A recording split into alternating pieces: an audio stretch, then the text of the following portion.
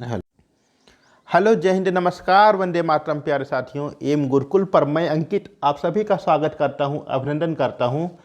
साथियों, आज की वीडियो अपनी होने वाली है यूपी जीके के वेरी वेरी मोस्ट क्वेश्चंस को लेकर के, और इसमें हम लोग बेहतरीन बेहतरीन टॉप 10 क्वेश्चंस को देखने का प्रयास करेंगे। और ऐसे क्वेश्चंस आप लोग देखने वाले हैं जो कि आपकी विभिन्न परीक्षाओं में पूछे गए हैं। और एक खुशखबरी और आप लोगों को बहुत ही जल्दी ही मिल सकती है नई भर्तियों से संबंधित, क्योंकि अभी तक एक कयास लगाया जा रहा था कि आपको महाकुंभ में सभी अधिकारी कर्मचारी इसके व्यस्त थे और मुख्यमंत्री जी का भी दौरा बना हुआ था इलाहाबाद में। अब ऐसी कोई संभावना नज़र नहीं आ रही है और मेला आपका बहुत बढ़िया संपन्न हो चुका है। तो अब पूरा ध्यान जो अगला कार्यक्रम का होने वाला है उसको लेकर उम्मीदें जताई जा रही हैं कि बहुत जल्दी ही यूपी ट्रिपल एस सी की नई भर्ती और आपकी यूपी से जो संबंधित भर्तियां आने वाली हैं उनको लेकर के कोई एक जल्द ही एक्शन देखने को मिलेगा। तो आइए शुरू करते हैं हमने आज का वीडियो। और आज का पहला शानदार सा क्वेश्चन क्या कह रहा है? पहला आज का क्वेश्चन कह रहा है आपकी स्क्रीन के ऊपर, कह रहा दशहरी और नीलम ये दोनों आपकी आम मैंगो की एक प्रमुख किस्म हो जाती हैं। तो दशहरी और नीलम के क्रॉस से विकसित किस्म है। पहला विकल्प कह रहा आपका चौसा, दूसरा कह रहा मल्लिका, तीसरा कह रहा अल्फांसो, या चौथा कह रहा आपका आम्रपाली। तो दशहरी और नीलम आम प्रजाति के जो है क्रॉस से कौन सी आपकी किस्में विकसित की गई यह आपको बताना है। अल्फांसो मैंगो की अगर हम लोग बात करें तो इसका उत्पादन काफ़ी कम मात्रा में होता है और यह ज़्यादा से ज़्यादा निर्यात कर दिया जाता है। जो आप लोग स्लाइस वगैरह खरीदते होंगे, फ्रूटी खरीदते होंगे, उस पर ध्यान दीजिएगा उसकी बोतल पर, उसमें जो है अल्फांसो लिखे रहते हैं। हालांकि होता नहीं, खाली उसका सेंट उसमें मिलाया जाता है। ठीक है, तो करा दशहरी और नीलम के क्रॉस से विकसित किस्म कौन सी यह आपको बताना है। आम की अगर हम लोग बात करें तो उत्तर प्रदेश की प्रमुख फसल हो जाती है। सर्वाधिक उत्पादन देखें आम का तो आपके उत्तर प्रदेश के अंतर्गत देखने को मिलता है। और आम उत्तर प्रदेश की राजधानी लखनऊ के मलिहाबाद क्षेत्र में बहुत ही भारी मात्रा में आपको देखने को मिलता है। इसके जो है साइंटिफिक नेम की बात किया जाए तो इसका साइंटिफिक नेम हो जाता है क्या, मैंगीफेरा इंडिका हो जाता है। और अगर बात करें कि जो भारत से बाहर जो आम दूसरे देशों में भेजे जाते हैं वे किस नाम से भेजे जाते हैं, तो काकोरी ब्रांड के नाम से आमों का निर्यात किया जाता है। और यहाँ कह रहा है दशहरी और नीलम आम के क्रॉस से कौन सा आम विकसित किया गया, कौन सी प्रजाति विकसित की गई है। तो सही जवाब आपका हो जाएगा आम्रपाली। कौन सा? आम्रपाली जो आपकी किस्म है आम से संबंधित हो जाती है। यह दशहरी और नीलम के क्रॉस से विकसित की गई किस्म है। अगर इसकी बात करें तो ये जो इसकी हाइट होती है आम्रपाली पौधे की, ये काफ़ी कम मात्रा में होती है। किचन गार्डनिंग के लिए भी इसका प्रयोग किया जा सकता है। और इसके साथ ही साथ इसके जो फल होते हैं, उत्पादन क्षमता होती है, ये कहीं ना कहीं अत्यधिक मात्रा में होती है। ठीक है, तो चलते हम लोग क्वेश्चन नंबर सेकंड की ओर। और आज का क्वेश्चन नंबर सेकंड आपकी स्क्रीन के ऊपर आता हुआ दमदार सा क्वेश्चन। चल भाई, कह रहा प्रदेश में वायु अपरदन से सर्वाधिक प्रभावित क्षेत्र है। ठीक है, दूसरा कह रहा पश्चिमी क्षेत्र, पहला ऑप्शन आपका कह रहा पश्चिमी क्षेत्र, दूसरा कह रहा आपका पूर्वी क्षेत्र, तीसरा कह रहा उत्तरी क्षेत्र, या चौथा कह रहा दक्षिणी क्षेत्र। तो वायु अपरदन से जो प्रभावित क्षेत्र है उत्तर प्रदेश का, यह कौन सा क्षेत्र हो जाता है। तो देखिए, जब हम लोग ध्यान देंगे, कभी बात करते हैं हम लोग किसकी, उत्तर प्रदेश के मैप की, तो जब हम लोग इसका पश्चिमी बिंदु देखते हैं कहीं ना कहीं आपका हरियाणा और राजस्थान से संबंधित होता हुआ दिखाई देता है, टच करती है सीमा। और जो आपका राजस्थान क्षेत्र है यह काफ़ी शुष्क मात्रा में पाया जाता है। तो यहाँ पर क्या होता है, जो इधर से हवाएं चलती हैं राजस्थान से, वो जाहिर सी बात है कि शुष्क होंगी। और जब वो चलती हैं और इधर आती हैं, यूपी के अंदर आती हैं, तो ये क्या करती है, शुष्क हवा है एकदम से घर्षण करती हुई चलती हैं। तो काफ़ी मात्रा में क्या करती हैं, ये अपर्दन करती हैं मिट्टी का। इसे ही हम लोग क्या नाम देते हैं, वायु अपर्दन, यानी हवा से अपर्दन होता है, तो इसका नाम दे दिया जाता है वायु अपर्दन। तो वायु अपर्दन की सर्वाधिक मात्रा कहाँ पर आपको देखने को मिलती है, तो उत्तर प्रदेश का जो आपका पश्चिमी क्षेत्र हो जाता है। कौन क्षेत्र? पश्चिमी क्षेत्र हो जाता है। इसे क्या नाम दिया जाता है, वायु अपर्दन का इसे नाम दिया जाता है। यानी विकल्प पहला हमारा यहाँ क्या हो जाएगा, सही जवाब हो जाएगा। ठीक है, चलते हम लोग थर्ड क्वेश्चन की ओर। और आज का तीसरा क्वेश्चन क्या कह रहा है, तो आज का तीसरा क्वेश्चन क्या कह रहा है भैया, देखो स्क्रीन के ऊपर आ चुका है।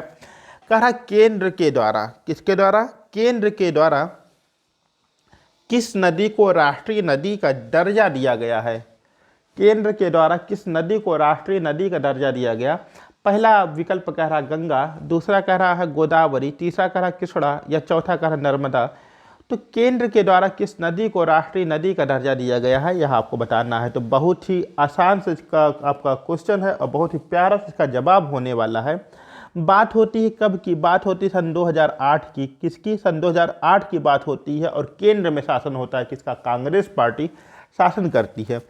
सन 2008 में केंद्र सरकार में आपकी जो कांग्रेस पार्टी शासन करती है और उसी समय गंगा नदी को, किस नदी को? गंगा नदी को क्या किया जाता है कि राष्ट्रीय नदी का दर्जा दे दिया जाता है। किस नदी का? राष्ट्रीय नदी का दर्जा दे दिया जाता है गंगा नदी को। तो विकल्प आपका यहाँ पर पहला सही हो जाएगा। और अगर हम लोग गंगा नदी की बात करें तो गंगा नदी का जो पवित्र जल होता है ना, अब तो कई तरह की इसमें गंदगियाँ मिलाई दी जाने लगी, फैक्ट्रियों से निकलने वाली अशुद्धियाँ मिलने लगी। नहीं तो इसका जो वाटर होता है गंगा नदी का, इसमें क्या होता है? बैक्टीरियोफेज वायरस, आपके बैक्टीरिया पाए जाते हैं, वायरस पाए जाते हैं, जो कि इसके पानी को बहुत लंबे समय तक फ्रेश रखने में मदद करते हैं। और ये काफ़ी उच्च क्वालिटी का आपका जल होता है, ठीक है, गंगा नदी का। ठीक, तो चलते हैं हम लोग, तीसरे का सही जवाब हो जाएगा आपका विकल्प पहला, यानी गंगा नदी। चलते हैं क्वेश्चन नंबर 4 की ओर। और कह रहा प्रदेश में सबसे अधिक वर्षा कहाँ होती है? उत्तर प्रदेश में सबसे अधिक वर्षा कहाँ पर देखने को मिलती है? पहला कह रहा बांदा, दूसरा कह रहा वाराणसी, तीसरा विकल्प कह रहा मिर्जापुर या चौथा आपका कह रहा गोरखपुर। तो उत्तर प्रदेश में सर्वाधिक वर्षा आपको कहाँ पर देखने को मिलती है? और जब हम लोग बात करते हैं कि उत्तर प्रदेश में सर्वाधिक वर्षा आपको कहाँ पर देखने को मिलती है, तो यह क्षेत्र आपका हो जाता है, विशेष जनपद आपका हो जाता है कौन सा? गोरखपुर। कौन सा हो जाता है? गोरखपुर हो जाता है। आपका विकल्प चौथा यहाँ पर सही जवाब बन जाएगा, ठीक है। गोरखपुर जो है ये तराई क्षेत्र में आपके स्थित एक जिला है और यहाँ पर क्या होता है कि वर्षा की मात्रा सर्वाधिक देखने को मिलती है। लगभग 112 सेंटीमीटर के आसपास यहाँ पर वर्षा देखने को मिलती है। और सबसे कम अगर हम लोग बात करेंगे, सबसे कम उत्तर प्रदेश में वर्षा कहाँ पर होती है, तो वह हो जाता है मथुरा। कौन सा क्षेत्र हो जाता है? मथुरा जनपद हो जाता है। वहाँ पर लगभग आपके 52 से 53 सेंटीमीटर करीब वर्षा होती है। पौराणिक मान्यता ये थी कि यहाँ पर जो है किसी कारणवश भगवान श्री कृष्ण के जो है अपने उंगली पर उठा लिए थे गोवर्धन पर्वत को, तो वहाँ पर कम होती, लेकिन ऐसा कुछ है नहीं। वो कुछ आपके भौगोलिक परिस्थिति के हिसाब से उसका निर्धारण हुआ है। और इस आधार पर कहें तो क्या होता है कि वहाँ पर वर्षा की मात्रा कम देखने को मिलती है और गोरखपुर में सर्वाधिक मात्रा में देखने को मिलती है वर्षा, ठीक। तो चौथे का आपका विकल्प चौथा सही जवाब हो जाएगा। चलते हैं हम लोग क्वेश्चन नंबर 5 की ओर। और आज का 5वां क्वेश्चन, जय सिया राम। 5वां क्वेश्चन कह रहा है, बहुत ही शानदार से क्वेश्चन कह रहा है, आलू अनुसंधान केंद्र कहाँ स्थित है? आलू का सीजन है, होली का त्यौहार आपके सिर पर मंडरा रहा है, सबके घर में चिप्स और पापड़ गुजिया, गुजर खैर आलू की नहीं बनती है, ठीक। सबके घर में चिप्स और पापड़ बन रहे हैं, आलू उसमें उपयोगी है, ठीक। तो सबके घर में इस समय इसका काम पड़ रहा है। तो आलू अनुसंधान केंद्र आपका कहाँ पर देखने को मिलता है? पहला कह रहा बाबूगढ़, दूसरा कह रहा लखनऊ, तीसरा कह रहा प्रयागराज या चौथा विकल्प कह रहा इनमें से कोई नहीं। तो आलू अनुसंधान केंद्र कहाँ पर स्थित है यह आपको बताना है, ठीक। और अगर हम लोग आलू की प्रमुख किस्म की बात करें तो कुफरी चिप्सोना हो जाएगी, कुफरी चंद्रकला, इस तरह की जो भी आपकी कुफरी अगर सामने पहले आ गया नाम के, तो 100% मान के चलिए कि वो किसकी किस्म हो जाएगी? आपके आलू की प्रमुख किस्म हो जाएगी। और जब हम लोग बात करते हैं किसकी? केंद्रीय आलू शोध संस्थान, तो आपका हिमाचल प्रदेश शिमला में स्थित हो जाता है कुफरी नामक स्थान पर। उसी की एक शाखा, किसकी? उसी की एक शाखा आपके उत्तर प्रदेश में स्थित है। और यह कहाँ पर स्थित है? यह आपके बाबूगढ़ में स्थित हो जाती है। कहाँ पर? बाबूगढ़ में स्थित हो जाती है। यानी एक बार फिर से विकल्प पहले सही हो जाएगा। विकल्प पहले की आज बौछार होती हुई दिखाई दे रही है, ठीक। तो आलू अनुसंधान केंद्र आपका बाबूगढ़ में स्थित है। चलते हैं आगे, ठीक। कह रहा समसपुर पश्चिम बिहार कहाँ स्थित है? क्या कह रहा है? समसपुर पश्चिम बिहार कहाँ स्थित है? पहला विकल्प कह रहा रायबरेली, दूसरा कह रहा है गोंडा, तीसरा विकल्प कह रहा उन्नाव या चौथा कह रहा गाजियाबाद। तो समसपुर पश्चिम बिहार कहाँ पर स्थित है यह आपको बताना है। रायबरेली, गोंडा, उन्नाव या गाजियाबाद बहुत ही प्रसिद्ध अपने आप में एक पश्चिम बिहार के रूप में देखने को मिलता है, ठीक।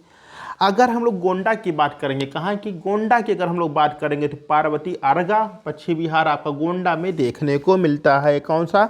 पार्वती अर्गा देखने को मिलता है आपका गोंडा में। उन्नाव की बात करें तो उन्नाव में क्या हो जाता है, उन्नाव में आपके चंद्रशेखर आज़ाद जी के नाम को समर्पित करता हुआ चंद्रशेखर आज़ाद पक्षी विहार देखने को मिल जाता है। कहाँ पर आपका उन्नाव में। और गाज़ियाबाद की बात करें, गाज़ियाबाद में आपका ओखला पक्षी विहार देखने को मिलता है। जबकि अगर हम लोग बात करते हैं समस्तपुर पक्षी विहार की, तो यह रायबरेली, कहाँ पर, रायबरेली ज़िले में देखने को मिल जाता है समस्तपुर पक्षी विहार।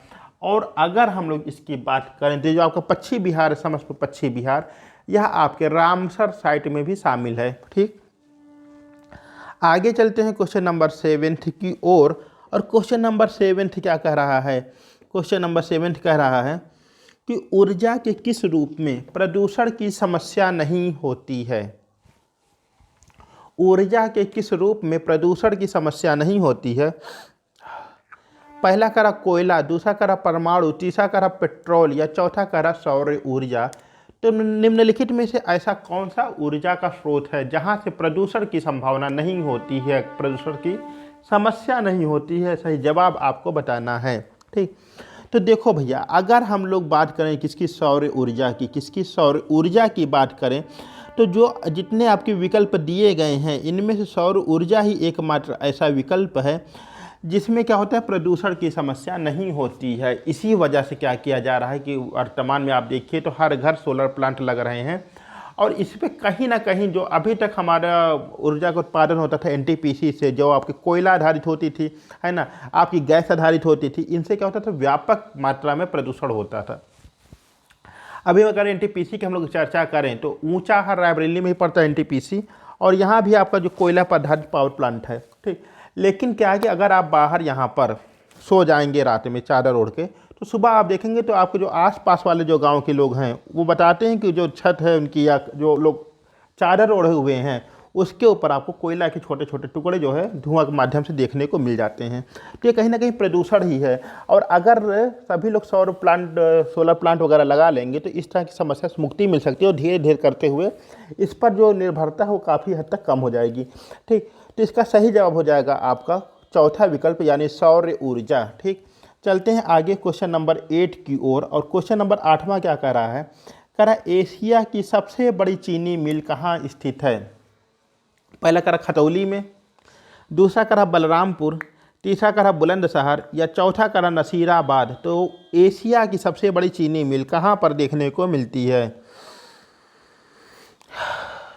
तो जब हम लोग सही जवाब की बात करें कि जो एशिया की सबसे बड़ी चीनी मिल है यह कहाँ पर है, तो यह आपके खतौली में देखने को मिलती है। कहाँ पे, खतौली में देखने को मिलती है। एक बार फिर से आपके विकल्प पहले की वर्षा हो रही है और यहाँ भी आपका विकल्प पहला सही हो जाएगा, खतौली। और खतौली कहाँ सही है मेरे भैया, तो याद रखना मुजफ्फरपुर। कहाँ पर, मुजफ्फरपुर यूपी वाला, यहाँ पर क्या है, खतौली चीनी मिल है और यह काफ़ी बड़ी मात्रा में यहाँ चीनी का उत्पादन होता है। एशिया की सबसे बड़ी यहीं पर चीनी मिल देखने को मिलती है। ठीक, एक कोई फिल्म भी तो बनी थी मुजफ्फरपुर करके, नवीन सिकेरा साहब के ऊपर। आगे चलते हैं, करा निम्नलिखित में जिलों में सबसे कम साक्षरता दर किसमें है। पहला करा बुलंदशहर, दूसरा करा श्रावस्ती, तीसरा करा कुशीनगर, चौथा करा उन्नाव। तो निम्नलिखित जिलों में सबसे कम साक्षरता दर किसमें है यह आपको बताना है। ठीक भैया, तो देखो अगर हम लोग बात करते हैं सेंसस 2011, कब, जनगणना 2011 के बाद आपकी जनगणना हुई नहीं है, जो लेटेस्ट डाटा है 2011 का ही डाटा है। ठीक, तो इसके आधार पे अभी तक जो भी आपको डाटा मिलेंगे वो सभी उसी पर बेस होंगे। तो देखो अगर उसकी हम लोग बात करें तो अगर हम लोग यूपी की बात करते हैं तो यूपी की साक्षरता दर, किसकी, यूपी की साक्षरता दर जो थी वह 67.7% थी। कितनी थी, 67.7% यूपी की साक्षरता दर देखने को मिलती थी, है ना। और यहाँ पे अगर हम लोग मेल की बात करें कि पुरुष साक्षरता दर कितनी है, तो पुरुष साक्षरता दर आपकी 77.3% देखने को मिलती है। और भैया अगर फीमेल लिटरेसी की बात करें, लिटरेसी रेट की बात करें, तो यह आपका सही हो जाएगा 57.2। कितना हो जाएगा, 57.2। ठीक, ये डाटा तो हो गया आपका। ठीक, अब अगर ये कह रहा है कि सबसे ज़्यादा साक्षर लोग कहाँ पर हैं, तो याद रखिएगा अगर उत्तर प्रदेश की हम लोग बात करेंगे कि उत्तर प्रदेश में सबसे ज़्यादा साक्षरता दर किस जिले की है, तो याद रखिएगा सबसे ज़्यादा जो साक्षरता दर है वह है कहाँ की, गौतम बुद्ध नगर। कहाँ पर, जीबी नगर। ठीक, गौतम बुद्ध नगर की साक्षरता सबसे ज़्यादा है। और यहाँ पर आपको कितने परसेंट, 80.12% देखने को मिलती है लिटरेसी रेट गौतम बुद्ध नगर में, उत्तर प्रदेश में। ठीक, ये सारी बातें हम लोग उत्तर प्रदेश के परिवेश में कर रहे हैं। अब ठीक है, उत्तर प्रदेश में आपके 75 जिला हैं, उसमें सर्वाधिक जो साक्षरता दर लिटरेसी रेट आपको देखने को मिलती है गौतम बुद्ध नगर में देखने को मिलती है, 80.12% देखने को मिलती है। ठीक, अब बात ये यहाँ पूछ रहा है कि सबसे कम साक्षरता दर किस जिले की है, तो सबसे कम जो साक्षरता दर है वह कहाँ की, श्रावस्ती की। कहाँ की, श्रावस्ती की साक्षरता दर जो लिटरेसी रेट है वो सबसे कम देखने को मिलती है। और अगर हम लोग बात करें कि कितनी है, तो जो हम लोग बात करेंगे यहाँ पर वह आपकी देखने को मिलेगी, यह आपकी देखने को मिलेगी 46.74, कितनी, 46.74% देखने को मिलती है। तो इस आधार पर जब हम लोग बात करते हैं, जो उत्तर प्रदेश का सर्वाधिक साक्षरता दर वाला जिला है वह हो जाएगा गौतम बुद्ध नगर, जहां पर 80.12% लिटरेसी रेट देखने को मिलती है। और मिनिमम की बात करेंगे तो श्रावस्ती हो जाएगा, श्रावस्ती में 46.74% लिटरेसी रेट देखने को मिलती है, जो कि काफ़ी कम मात्रा में देखने को मिलेगा आपका। चलते हैं आगे हम लोग अपने आज के लास्ट क्वेश्चन पर। और आज का लास्ट क्वेश्चन क्या कह रहा है कि हिंडन हवाई अड्डा कहाँ स्थित है। पहला कह रहा गाजियाबाद, दूसरा कह रहा लखनऊ, तीसरा कह रहा सहारनपुर, या चौथा कह रहा आपका आगरा। तो हिंडन हवाई अड्डा आपका कहाँ पर देखने को मिलता है। और मैं चाहूँगा कि इस क्वेश्चन का जवाब आप लोग कमेंट बॉक्स में कमेंट करके बताएंगे। मिलते हैं अपनी अगली वीडियो में, तब तक लिए नमस्कार, राधे राधे, अपना ख्याल रखिएगा।